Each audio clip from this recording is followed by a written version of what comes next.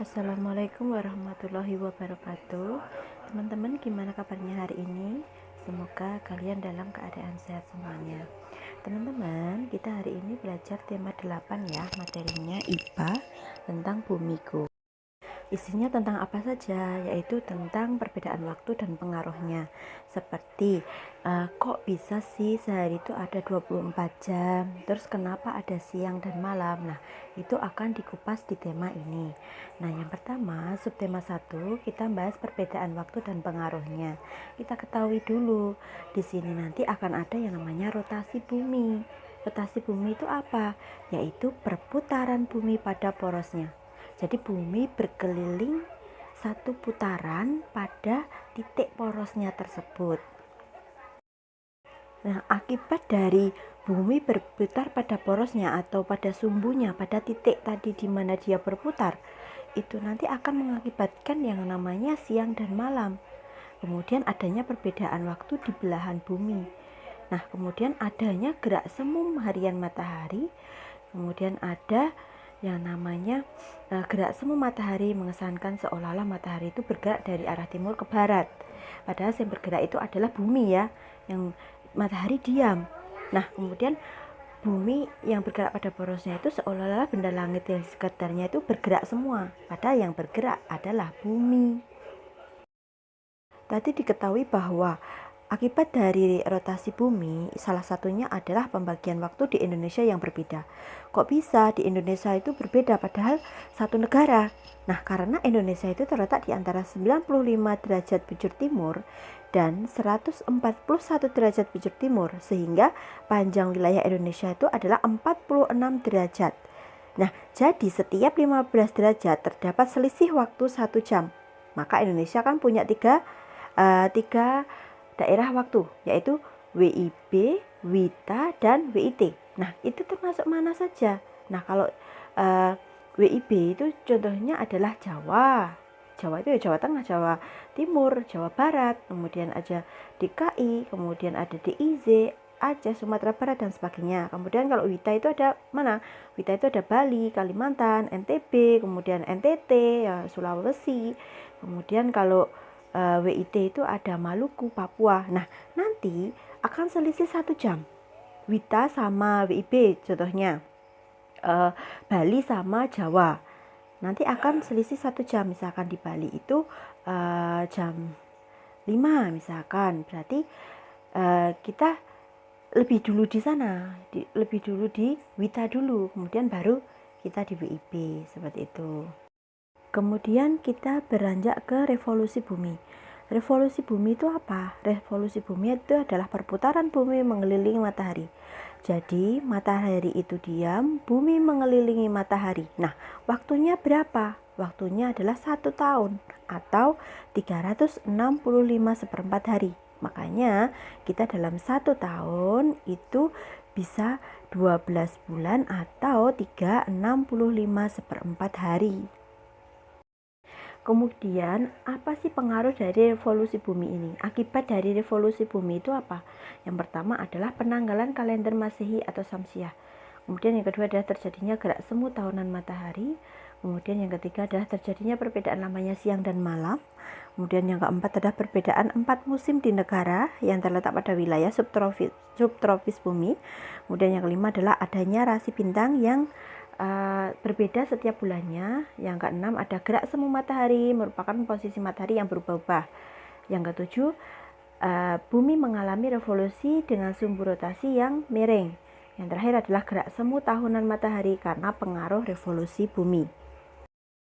Kemudian salah satu dampak dari revolusi tadi adalah perpindahan posisi matahari yang berbeda sehingga menyebabkan 4 musim di wilayah subtropik bumi. Kita tidak termasuk ya Asia Tenggara ya, karena kita hanya memiliki 2 musim. Kalau yang 4 musim itu ada musim gugur, musim dingin, musim semi, musim panas. Nah, subtropik bumi itu mana aja?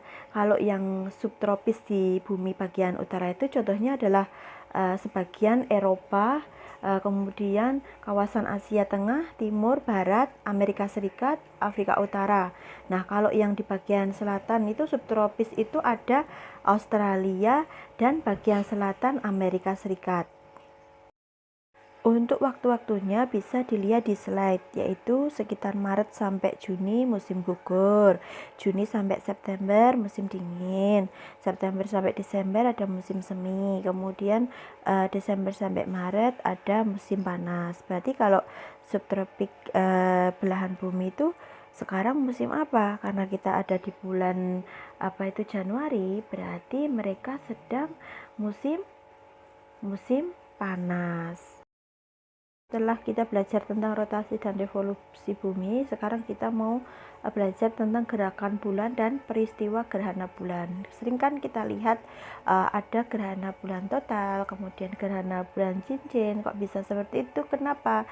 Nah, karena kenampakan bulan itu selalu berubah-ubah dari bumi karena mengalami pergerakan. Salah satunya dampak pergerakan bulan adalah peristiwa gerhana bulan. Kita ambil salah satu contoh dari gerakan bulan, yaitu adanya gerhana bulan. Gerhana bulan itu apa? Saat posisi matahari, bumi, bulan berada pada satu garis lurus. Lihat di skema di slide itu ada skema gerhana bulan. Itu ada matahari yang bersinar itu, kemudian urutannya ada bumi, kemudian yang nggak kelihatan itu ada bulan. Nah, bulan akan terkena bayang-bayang gelap bumi karena sinar matahari itu terhalang oleh bumi, sehingga terjadilah gerhana bulan. Bisa dicermati di gambar slide. Kita beralih ke gerhana matahari sekarang. Nah, gerhana matahari itu apa? Gerhana matahari itu terjadi ketika bumi, bulan, dan matahari berada pada satu garis lurus. Hanya berbeda susunan ya dengan gerhana bulan tadi. Kalau bulan tadi kan matahari, bumi, bulan. Nah, kalau gerhana matahari itu matahari, kemudian ada bulan, kemudian baru ada bumi. Nah, cahaya matahari yang menuju bumi itu terhalang oleh bulan, sehingga bayangan bulan itu jatuh ke permukaan bumi. Itu yang dinamakan dengan gerhana matahari. Ya teman-teman, bisa kita lihat di slide itu ada skema gerhana matahari. Mungkin ada beberapa teman-teman yang pernah melihat gerhana matahari di TV atau pernah mengalami gerhana matahari. Itu adalah susunannya, kenapa kok kita di bumi bisa terjadi gerhana matahari. Ya, kita kupas lagi ya proses terjadinya gerhana bulan dan gerhana matahari. Biar lebih jelasnya bahwa proses terjadinya gerhana bulan itu terjadi ketika posisi bumi terletak di antara matahari dan bulan, sehingga bulan memasuki daerah bayangan gelap bumi. Sedangkan gerhana matahari terjadi ketika posisi bulan terletak di antara matahari dan bumi, sehingga menghalangi sebagian atau seluruh sinar matahari. Kemudian waktu terjadinya gerhana bulan dan matahari itu kapan? Nah, kalau gerhana bulan itu terjadi pada malam hari, kemudian kalau matahari itu terjadi pada pagi bisa, kemudian siang ataupun sore hari. Nah, kita ulas lagi. Kita ulang bahwa posisi bumi itu saat gerhana bulan itu adalah matahari, bumi, bulan. Kemudian kalau gerhana matahari yaitu matahari, bumi, bulan berada pada satu garis lurus. Kemudian berapa lama terjadinya gerhana bulan maupun matahari? Kalau gerhana bulan itu lamanya itu terjadi di malam hari dan lamanya itu lebih dari 1 jam. Tapi kalau gerhana matahari itu hanya beberapa menit saja ya. Kemudian jenis-jenis gerhana. Nah, gerhana bulan itu jenisnya ada gerhana bulan penumbra, kemudian ada gerhana bulan sebagian, dan gerhana bulan total. Nah, kemudian kalau gerhana matahari itu ada gerhana matahari sebagian, kemudian ada gerhana matahari cincin, dan gerhana matahari total. Kalau gerhana matahari cincin itu terjadi ketika matahari, bulan, dan bumi itu tepat segaris, dan pada saat itu piringan bulan itu teramati dari bumi lebih kecil daripada piringan matahari, sehingga saat puncak gerhana matahari itu akan tampak seperti cincin atau gelap di bagian tengahnya dan terang di bagian pinggirnya. Sedangkan peristiwa gerhana bulan total itu bulan memasuki wilayah umbra bumi. Cirinya apa? Cirinya adalah bulan tampak berwarna merah karena efek dari atmosfer bumi ya. Kemudian kalau gerhana matahari total itu matahari tampak berwarna merah karena cahaya yang berasal dari korona atau semburan gas. Di depan tadi dijelaskan bahwa gerhana bulan itu terjadi lebih dari 1 jam.